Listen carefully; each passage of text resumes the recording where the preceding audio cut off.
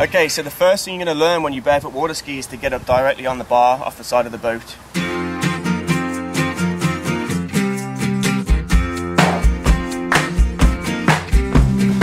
Okay, so the first thing you're going to learn when you barefoot water ski is to get up directly on the bar off the side of the boat.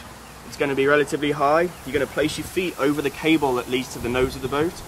And as the boat starts to take off, you're going to drive your hips as far up to the sky as you can, put your head and shoulders back into the water. It's going to pop you up on top of the water. It's going to stop the spray hitting you in the face. In that position, you can sit up into your butt ride. Now from here, it's a pretty easy glide. You should be pretty relaxed, abs tight, knees together stops the spray. From there, you can take your feet off the cable again, ride on your butt. Then you can come what we call as a 3-point. Your knees stay together, your feet come back, your shoulders come to your knees. This is a fundamental position of your barefoot water skiing. You should be able to come up and down into this position as much as you want to. It's a stable, safe position. From there, take the pull, sit in that 3-point, keep your back square as you stand, press evenly down on both feet, come up into your 2-foot stance. So for the boom start, your feet are on the cable, you're going to drive your hips up into the air, slowly sit up into a butt ride position. From there you can take your feet off, slowly come into your 3-point position with your arms straight, feet back to your butt. Once you're stable, in control and see where you're going, keeping your arms straight, slowly press down equally on both feet into a good 2-foot barefoot position. There are some common mistakes in the deep water start. First and foremost is on the initial get up out the water. If you don't throw your hips up far enough into the air, you're going to get spray coming over the side of you, hitting you in the chest and straight up into your face. So really try and drive your hips up as much as you possibly can. Secondly, when you sit up, you've got to do it smoothly. You've got to engage your core. If you just sit up really abruptly, your butt's going to hit the water. It's going to make you bounce a little bit. Okay, so nice and smooth on that point. Now, if you find like you're getting a lot of spray in your face when you're butt riding, chances are your knees are apart, like you're giving birth. It's going to send the water in between them, it's going to hit you straight in the face. So knees together, squeeze. From that position, the most common mistake we see on this deep water start is people take their feet off and drop them straight in the water with their legs straight. This sends you bouncing everywhere, it sends a spray, you're going to skip and you're going to fall, right? So control it, take your feet off, slowly come to that 3-point position with your feet back to your butt. From there, you should be clean sailing. So when driving for a deep water start, you want to slowly accelerate to around 20 miles an hour so the skier can butt ride easily and cleanly on the bar. From that position, when they take their feet off and come to a 3-point, once they're sitting in it, they can slowly accelerate up to their barefoot speed. Another start that we can do is on a wake skate.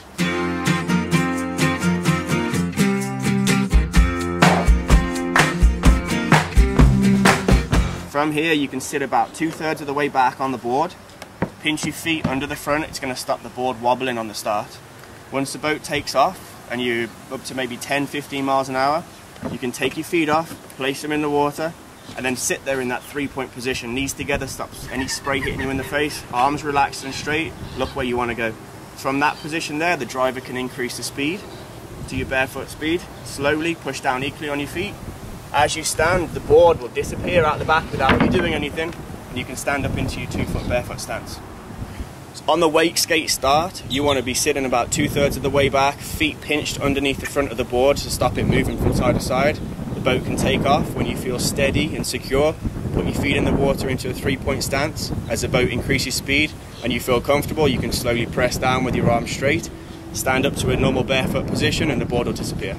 Common mistakes on this wake skate start is where you position your butt on the board. If you're too far back, it's going to bounce. If you're too far forward, the nose of the board is going to dip underneath the water on the start and it's going to get swept out.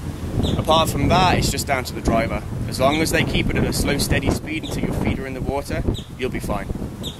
The progression from the bar to the short line to the long line when you're on the wake skate is pretty much the same. The only difference is when you go to the long line, you're going to edge outside the wake at a slow speed, take your feet off into the 3-point position, the boat driver will increase the speed and you can stand up outside the wake. A commonly used start is the water ski step off.